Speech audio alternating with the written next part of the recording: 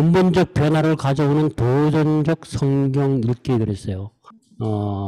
복음에 합당한 삶을 살라는 이제 그 강단 설교가 많이 나오는데, 그 복음에 합당한 삶을 살기 위해서는 이 근본적 변화라는 거. 제가 이 근본적 변화라고 얘기할 때 이걸 무슨 그 근본적 변화냐면, 이거 로마서 12장 2절에 우리가 마음을 새롭게 하는 변화를 받아 하나님의 선하고 기뻐하고 온전하신 뜻을 분별하도록 하라 그랬어요.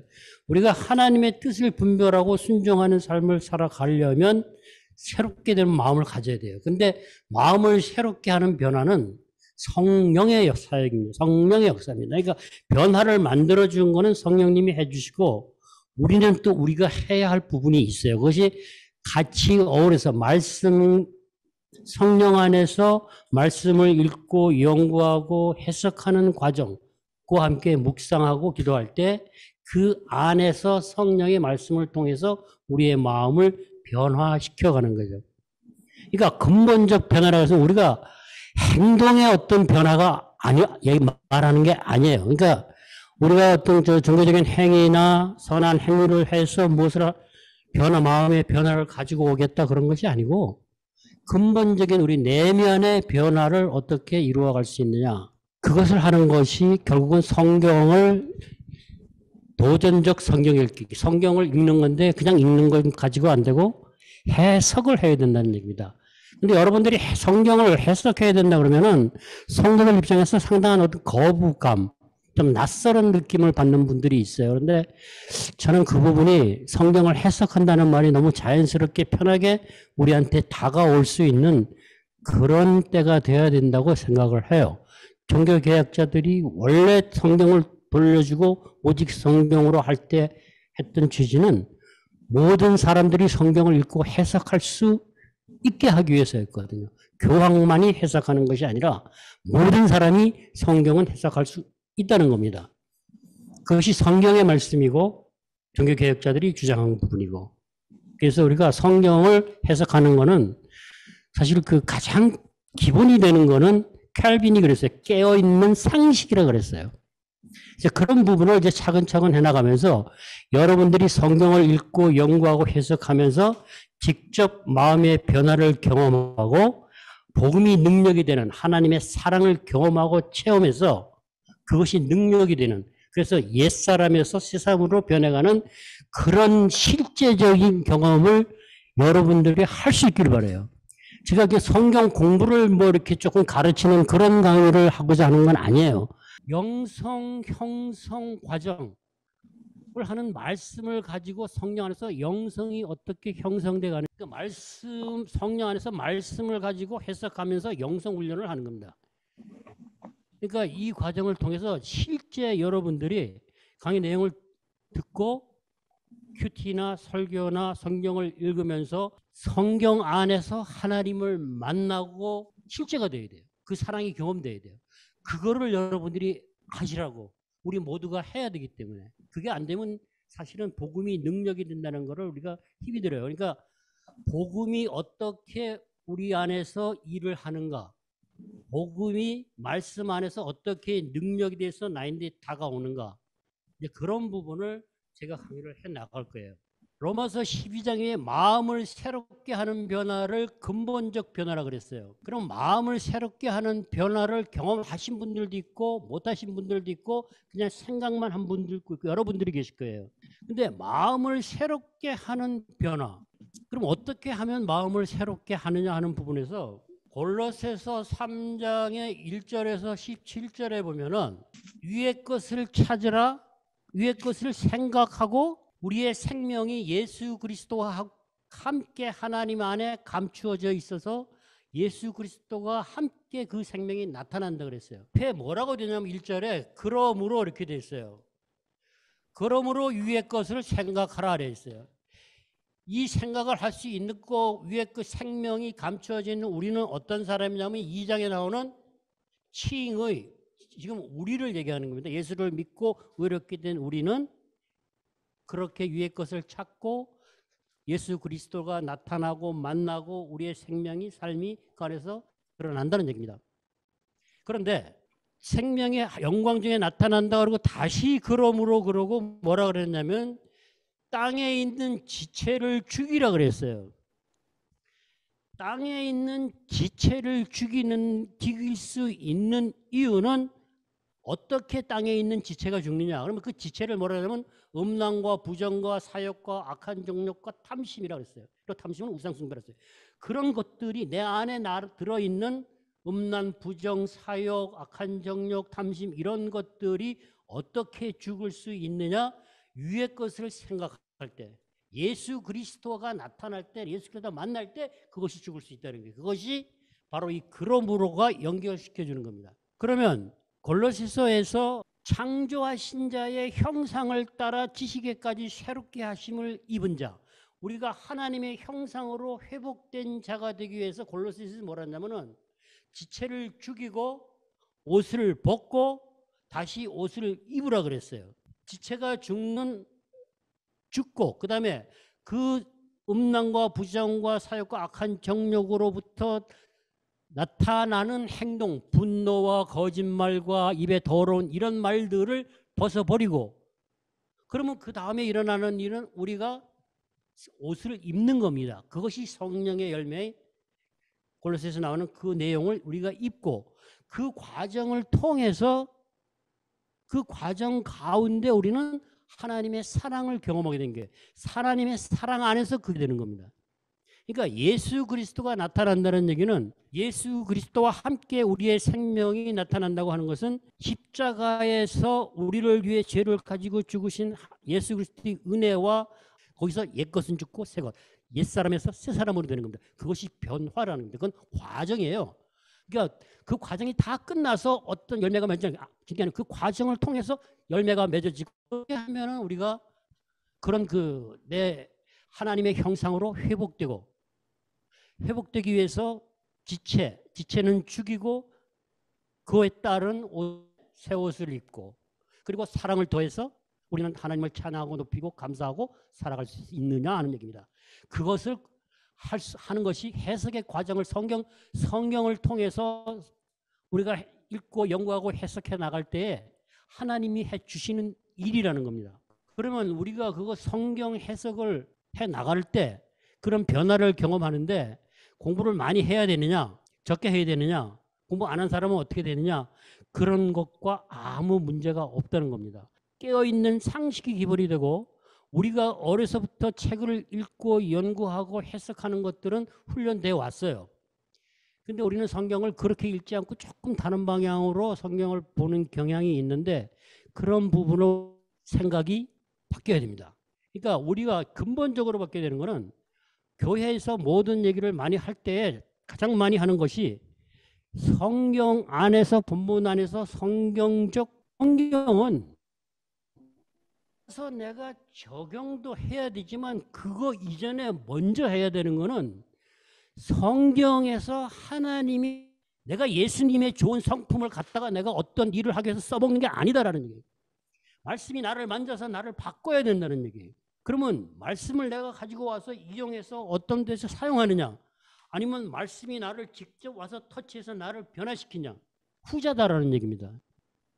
그래서 힘들어요. 우리가 왜냐하면 너무 오랫동안 교회에서 성경의 진리, 원리를 귀납법적으로 찾아가지고 내 삶에 적용하는 게 그러나 로마서 12장 2절에서 얘기하는 마음을 새롭게 하는 변화는 성경 안에서 성령이 우리 하나님을 만날 때 우리 죄가 드러나 보여지고 말씀의 의미와 의도에 따라 하나님의 메시지가 나인데 다가올 때 만지고 나에게 적용되어져야 된다는 얘기죠. 내가 하는 게 아니고. 그러다 보면 이제 저희가 이 강의를 다 하고 나서도 계속 옛날 하던 방식으로 하려고 그래요. 제일 중요한 게 뭐냐면은 먼저 우리가 생각해 볼 게 성경이에요. 여러분들한테 우리가 여기 모두 리더십이고 오래 교회 다니신 분들이에요. 그런데 옆에서 다른 사람들이 여러분들한테 성경이 뭐냐고 묻는다면은 여러분들은 성경이 뭐라고 얘기를 할 수 있는지 해 주실 건지 성경이 뭡니까? 그러면 여러분들은 뭐라고 대답하시겠냐라는 얘기예요. 뭐라고 상대방한테 믿는 사람이든 믿지 않는 사람이든 초신자들 이런 건데 성경은 이런 거야 라고 설명을 할 수 있겠는가. 그 성경에 대한 생각을 일단 먼저 한번 성경을 뭐라고 생각하십니까? 여러분 말씀 그러면 뭡니까? 말이잖아요. 말. 근데 하나님이니까 높여서 우리가 말씀이라죠. 목사님이 말해서 맞아. 하나님의 말씀, 하나님은 말씀과 행동이 같아요. 그죠? 그러니까 하나님의 말씀과 하나님의 하신 일들을 하나님의 말씀을 기록한 책입니다. 여러분들이 1대1 할 때 1대1 교재의 성경이 뭐냐면 그렇게 나와 있어요. 근데 우리는 기록된 하나님의 말씀을 기록한 책이라기보다는 무슨 생각을 하니까 하나님의 말씀. 그 어떤 차이가 있을 것 같습니까? 그냥 하나님의 말씀이라고 하면 그냥 읽고 한 절을 읽고 그냥 그거 가지고 하나님이 나인데 직접 얘기하신 거라고 그렇게 믿고 따라갈 수 있어요. 그 문자 그대로 하나님이 하신 거기도 나에 다가온다는 거예요. 기록된 책이라 그러면 달라요. 어떻게 생각하십니까? 우리가 지금까지 성경을 그냥 하나님의 말씀이다, 하나님의 말씀이다라고 생각하는 것과 하나님의 하신 말씀과 하나님의 하신 일들을 인간의 구속사, 하나님의 구속사를 말씀을 기록해서 책으로 만들어서 우리한테 주셨다는 얘기예요.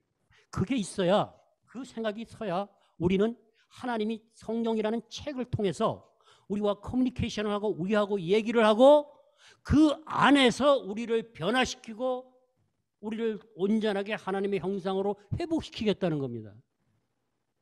그러니까 말씀을 그냥 한 구절을 선포하고 이게 말씀이다 이래가지고 될 일이 아니다라는 얘기예요. 왜냐하면 우리가 유명한 고전이나 책을 읽을 때도 어떻게 읽습니까? 자세히 읽죠. 그죠? 하나님이 정 역사 가운데 문화 속에서 인간의 언어를 사용해서 문학과 함께 인간의 언어를 사용해서 우리가 알아듣게 기록해서 책으로 써놓은 겁니다. 그러면 우리는 책 읽는 방법으로 처음에 문법적으로 언어의 단어의 의미가 뭔지 시인지 편지인지 거기에 따라서 읽는 게 달라지고 그 안에 단어의 의미와 인간 저자의 의도를 발견해 가면서 하나님의 메시지가 우리한테 들어와야 돼요. 하나님은 그렇게 아주 성경을 이렇게 주셨어요. 우리 그것만 따라가면은 성경을 자의적으로 해석할 리가 없어요. 누구나 할 수 있고 바르게 할 수 있다라는 얘기죠. 그런데 성경을 성도들이 한다 그러면 성도들이 어떻게 성경을 해석하느냐라는 말들을 하는 목사들도 있어요. 성경은 누구나 다 읽고 연구하고 해석해야 됩니다. 그리고 직접 성령 안에서 깨달음과 예수 그리스도의 사랑과 역사하심을 하나님이 우리와 얘기하자고 우리를 변화시키고 우리를 만들어 회복시키겠다고 한 만들어놓은 하나님의 의도대로 따라가면 됩니다. 사실은. 근데 그걸 안 따라가요. 왜 안 따라가요? 기록된 책이 아니고 뭐예요? 하나님의 말씀이니까. 마음을 새롭게 하는 변화를 받아서 하나님의 뜻을 분별하고 살아라. 자, 로마서 1장에서 11절까지의 내용 때문에 우리가 마음의 변화를 받을 수가 있어요. 그 변화를 공동체 안에서 서로서로의 삶을 살아갈 수 있다고 12장 3절 이하에서 계속 얘기를 하고 있어요. 그러니까 1절, 2절 마음을 새롭게 하는 변화를 받는 건 아주 중요한 포인트예요. 앞에 1절, 11절 내용의 얘기는 무슨 얘기예요? 모든 성경에 들어있는 하나님의 구속사예요. 그러니까 성경 안에서 이게 가능하다는 얘기예요. 이것이 돼야 우리는 제대로 된 참된 그리스도인의 삶, 제자의 삶을 복음이 중심이 되는 삶을 살아갈 수 있어요. 하나님이 성경이라는 책을 줘가지고 성경 가지고 얘기하자 그랬으니까 우리는 그걸 바로 따라가면 되는데 그게 해석이라는 얘기예요. 해석이라는 단어가 여러분들한테 상당히 낯설게 들릴 거예요. 해석이 성경에는 특히 성경 해석이라는 말이 필요한 게 해석이 우리가 친근하게 다가와야 돼요. 해석이라는 단어는 어디서 유래됐냐 하면은 헤르메스라는 신이 한 일은 뭐냐 하면은 신의 메시지, 신의 뜻을 우리한테 전해주는, 인간한테 전해주는 일을 하는 신의 이름이 헤르메스예요. 그 헤르메스에서 휴메네틱스나 인터프리테이션이라는 해석이라는 용어가, 그러면 성경은 인간 저자를 통해서 하나님의 메시지, 하나님의 뜻을 받으니까 해석이라는 말보다 더 좋은 말은 사실은 없어요. 그런데 우리가 성경 해석을 낯설게 만들어 놓고 특정인만 할 수 있는 것처럼 하고 신학교나 나와야 하는 것처럼 이상하게 만들어져 왔다라는 얘기죠. 지금은 한국교회에서 그 한국교회 개혁을 길을 묻다라는 그 20인이 쓴 책 안에도 보면은 한국교회의 가장 큰 문제가 그거예요. 성도들을 안 가르쳤다는 얘기입니다. 하면서 여러분들이 해석이라는 단어가 편해졌으면 좋겠어요. 우리가 성경을 누구나 해석하고 성경 안에서 우리는 하나님을 인격적으로 만나야 됩니다. 하나님이 우리를 영생을 주셨다고 했는데 영생은 요한복음 17장 3절에 가면 영생, 나 보내신 하나님과 예수 그리스도를 아는 것이라고 그랬어요. 그때 예수님과 하나님을 아는 것은 지식적으로도 알고 인격적으로 만나서 알면서 영적으로 깊은 교제 안에 들어가는 데까지 가는 걸 얘기합니다. 그거를 성경을 통해서 할 수 있다는 겁니다. 누구나가 다. 제 얘기가 아니고 성경이 그렇게 얘기를 하고 있어요. 그리고 그 유명한 종교개혁자들도 다 그렇게 얘기를 합니다. 누구나 다 할 수 있다는 겁니다. 뭐만 알면, 글자만 읽을 수 있으면. 그 안에 하나님을 만나고 메시지를 듣고 깨닫고 변화시키는 것은 성령이 하시는 일입니다. 기록된 책이라는 것과 하나님의 그냥 말씀이라는, 하나님의 말씀을 기록한 거예요. 그러니까 말씀 맞아요. 하나님의 말씀이. 그런데 하나님의 말씀은 말이다라는 얘기입니다. 말, 음성처럼 말로 하셨다는 얘기죠. 그거를 하나님은 말씀과 말씀으로 창조하고 말씀으로 행하시는 그 모든 것들을 쭉 역사 내려오면서 기록을 해놨어요. 하나님이 우리랑 어떻게 커뮤니케이션을 하겠느냐라는 얘기죠. 성경, 기록된 성경을 통해서 우리하고 얘기하자고 만들어 놓은 거다라는 얘기죠. 그래서 책이라는 개념이 들어가면은 책 읽는 방법을 우리는 써야 돼요. 왜냐하면 하나님이 그렇게 성경을 쓰셨기 때문에. 하나님이 인간 저자를 통해서 성령의 감동으로 그 인간 저자가 가지고 있는 역사적, 문화적 상황 속에서 인간의 언어를 가지고 문법적으로 그대로 활용하고 썼다는 얘기죠. 그리고 그 단어와 문맥 안에 하나님의 의미와 뜻을 넣어놨어요. 그럼 우리는 그걸 발견해 가야 돼요. 근데 적용을 한다면 우리는 아차하는 순간에 내가 의미를 결정해서 가지고 가는 경우가 많다는 거예요. 우리는 성경의 의미를 우리가 결정하는 게 아니에요. 하나님이 어떤 의미로 어떻게 어떤 의도로 사용했는지를 발견해 나가는 게 필요한 거예요.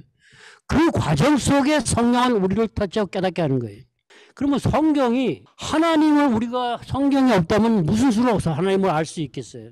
그래서 성경을 기록된 책이라고 생각하면 책 읽는 방법이 그대로 적용되는 겁니다. 그래서 우리는 어려서부터 단어를 알기 시작하면 광고판을 보면서도 해석을 하는 거예요. 그게 우리 이미 훈련되어 있어요.